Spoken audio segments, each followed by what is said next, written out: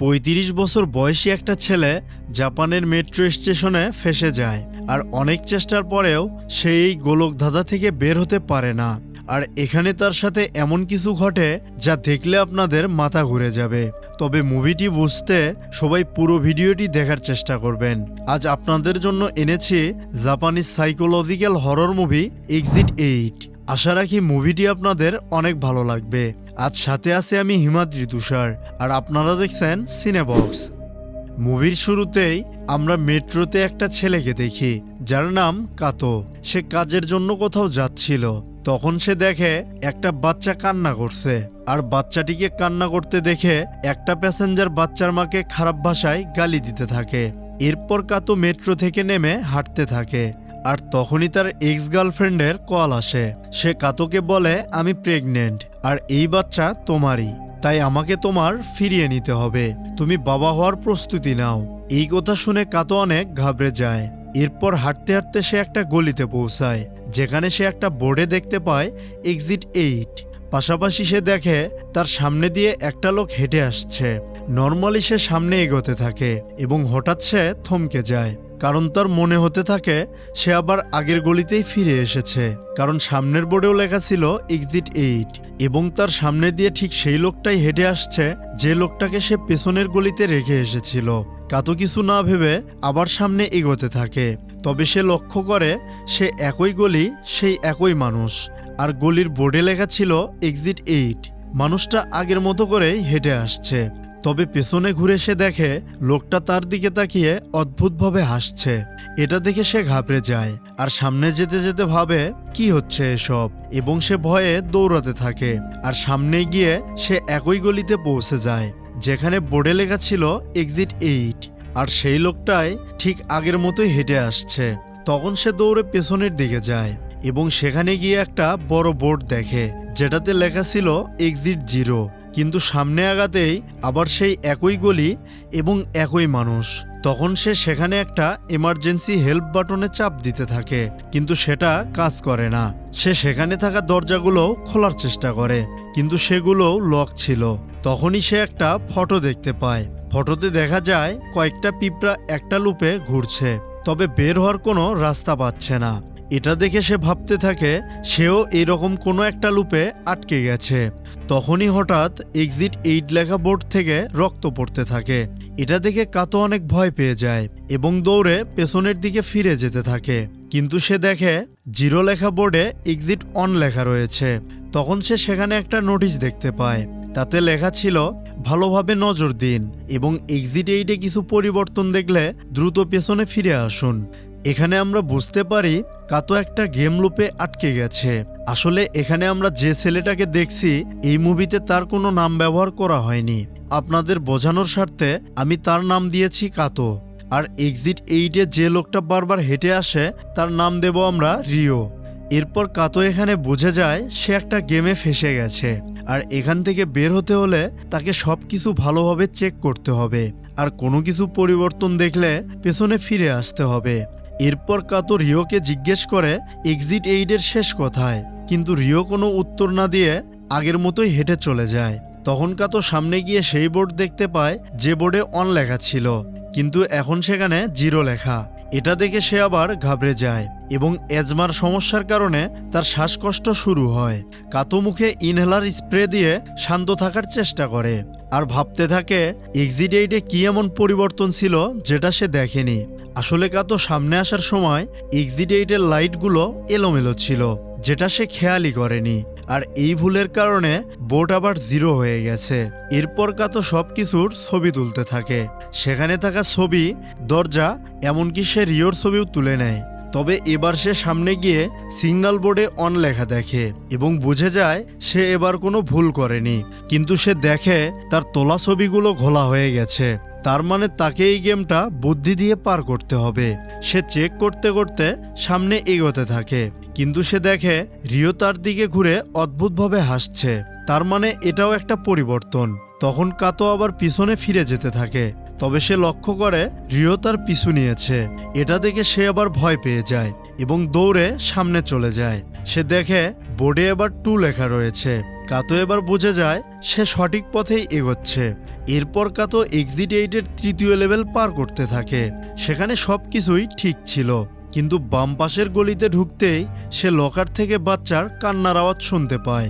ভয়ে ভয়ে সে লকার খুলে চেক করে, তখন লকার থেকে অনেক বাচ্চার কান্নার আওয়াজ আসতে থাকে। কাতো এতে প্রচণ্ড ভয় পেয়ে যায় এবং দৌড়ে পেছনে ফিরে যায়। তখন সেখানে থাকা বোর্ডে এক্সিট 3 লেখা ছিল, তার মানে কাতো তৃতীয় লেভেলে চলে এসেছে। তখন সে ভাবে তাকে আর 5টা লেভেল সঠিকভাবে পার করতে হবে, তাহলেই সে করিডোর পর্যন্ত পৌঁছাতে পারবে আর এই ভয়ানক গোলকধাঁধা থেকে বের হতে পারবে। এরপর সে আবার সামনে যেতে থাকে এবং সেখানে থাকা সব কিছু ভালোভাবে চেক করে, কিন্তু সে দেখে সিকিউরিটি ক্যামেরার দুটো চোখ নড়ছে।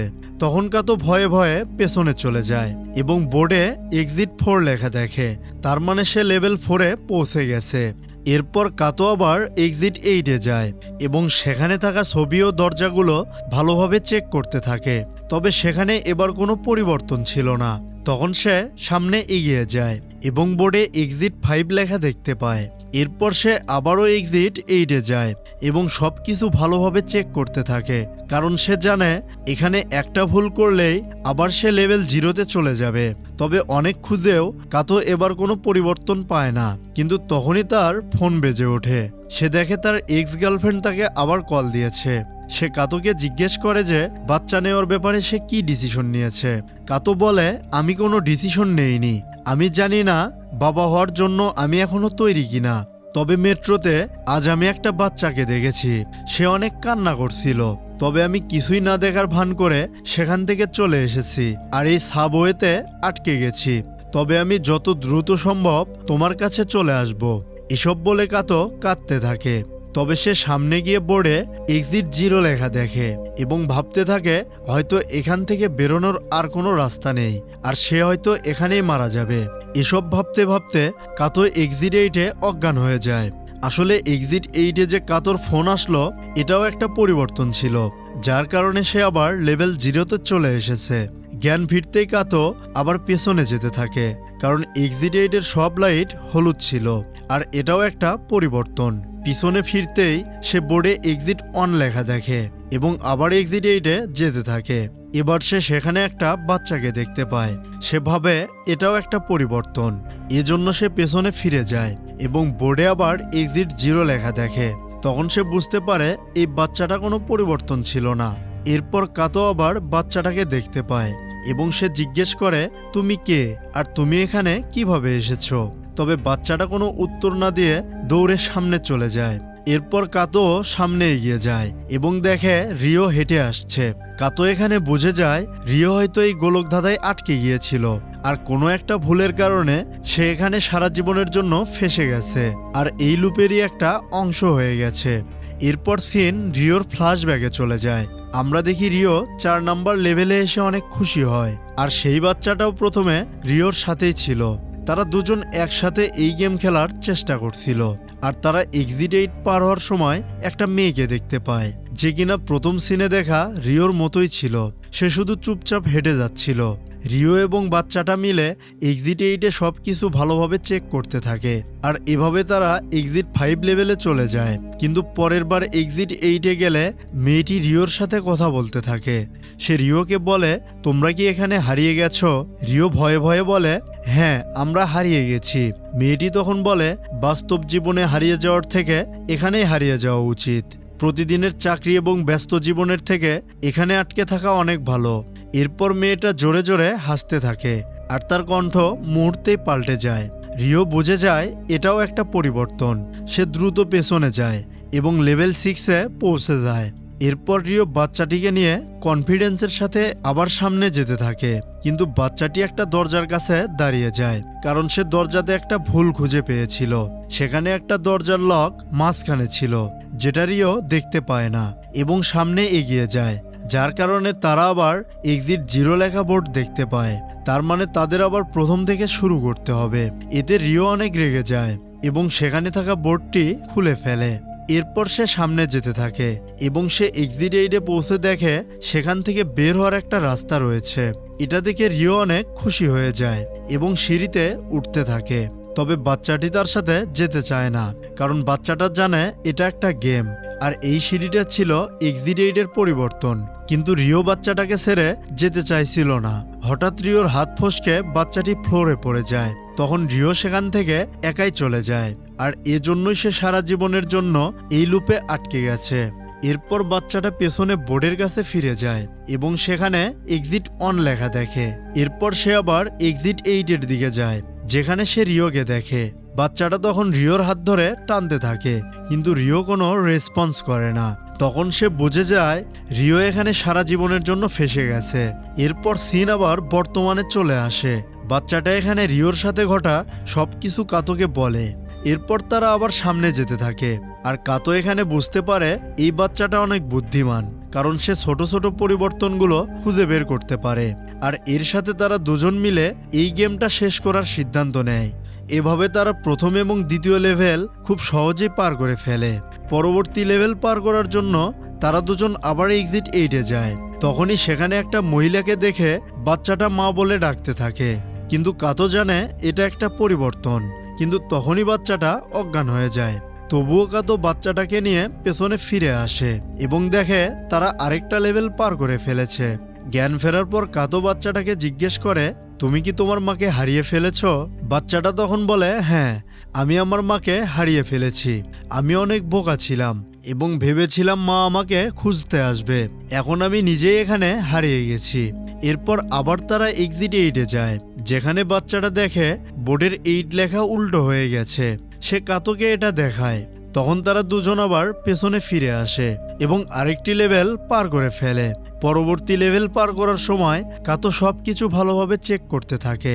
তখনই সেখানে একটা দরজা খুলে যায়, আর কাতো দরজা দিয়ে একটা ট্রেন দেখে, আর সেই ট্রেনে সে নিজেকেই দেখতে পায়। তখন তারা ফিরে যায় এবং আরেকটা লেভেল পার করে ফেলে। তারা এখন গেমের প্রায় লাস্ট পর্যায়ে চলে এসেছিল, কিন্তু পরবর্তী লেভেল পার করার সময় সেখানে সাইরেন বাজতে থাকে, আর বিশাল জলের স্রোত তাদের দিকে আসতে থাকে। এটা দেখে কাতো বাচ্চাকে নিয়ে পেছনে যেতে থাকে, কিন্তু বাচ্চাটি ফ্লোরে পড়ে যায়। তবে কাতো তাকে বাঁচানোর জন্য এক্সিট 8 লেখা বোর্ডের ওপর উঠিয়ে দেয়, আর কাতো এখানে জলে ডুবে যায়। তখন সে একটা খেয়াল দেখে। সে দেখে সে একটা সমুদ্র সৈকতে পরিবার নিয়ে ঘুরতে এসেছে, আর এখানে গেমের বাচ্চাটি তার ছেলে, আর বাচ্চাটির মা তার ওয়াইফ। আর সে কাতোকে বলে, যদি তুমি নিজের বাচ্চাকে আজ রক্ষা করো তাহলে একদিন সে তোমাকে রক্ষা করবে। এখানে কাতো বুঝে যায় বাবা হওয়া কতটা সুখের। এরপর সে সমুদ্রে নেমে বাচ্চাটির সাথে খেলতে থাকে। তখন সিন বাস্তব জীবনে ফিরে আসে। এখানে আমরা দেখি বাচ্চাটি একাই সেই বোর্ডের কাছে যায়, আর বোর্ডে এবার লেখা ছিল এক্সিট 7। তার মানে আর একটা লুপ পার হলেই গেম শেষ হয়ে যাবে। তবে এখানে কাতোকে কোথাও দেখা যায় না, আর বাচ্চাটিও একাই সামনে যেতে থাকে। তবে কিছুক্ষণ পরেই আমরা কাতোকে দেখি যে এক্সিট 8-এর সবকিছু চেক করতে করতে সামনে যেতে থাকে, এবং সে বোর্ডের কাছে এসে দেখে তাতে এক্সিট 8 লেখা, আর সেখান থেকে বের হওয়ার রাস্তাও ছিল। তবে কাতো বুঝতে পারছিল না গেম শেষ হয়েছে নাকি এটা অন্য কোনো ট্র্যাপ। সে সিঁড়ি দিয়ে নামতে থাকে, আর সেখানে এবার অনেক মানুষও ছিল। এরপর সে আবার মেট্রোতে উঠে যায় এবং তখনই সেখানে একটা বাচ্চা কাঁদতে থাকে। আর কাতো এখানে বুঝে যায় সে আবার গোলকধাঁধায় ফেসে গেছে, কারণ যখন সে মেট্রোতে করে এখানে এসেছিল তখন এই ঘটনাই ঘটেছিল। আর এখানেই এই কনফিউশনে ভরা মুভি শেষ হয়ে যায়। তো বন্ধুরা, কেমন লাগলো আজকের এক্সপ্লেনেশনটি জানাতে আপনারা সবাই কমেন্ট করবেন। আর ভিডিওটি যদি ভালো লেগে থাকে তাহলে অবশ্যই ভিডিওতে লাইক এবং চ্যানেলটি সাবস্ক্রাইব করে দিবেন। আবার আমাদের গল্প হবে পরবর্তী কোনো ভিডিওতে।